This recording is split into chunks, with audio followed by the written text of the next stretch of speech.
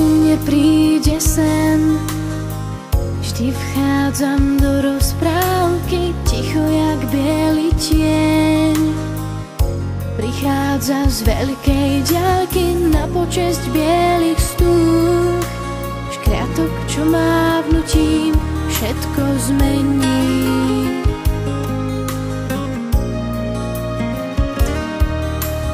Keď ku mne príde sen, vždy pritúlim sa k bábe, ležím a zrazu len sklznem jak pohod vábe na cestu z krásnych dúch, na ktorej stojí hrad z bielých siení.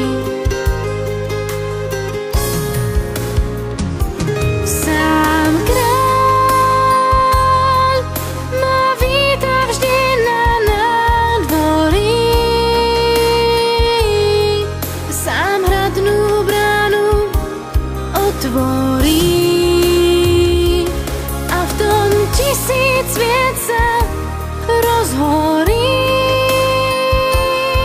Vždy víta ma na nádvorí sám kráľ a celú noc len mne dvorí,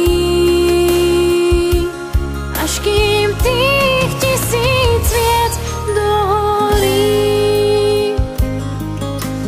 Noc čo noc býva v tom hrade bál a ja som vždy prvou dámou a mojím kráľom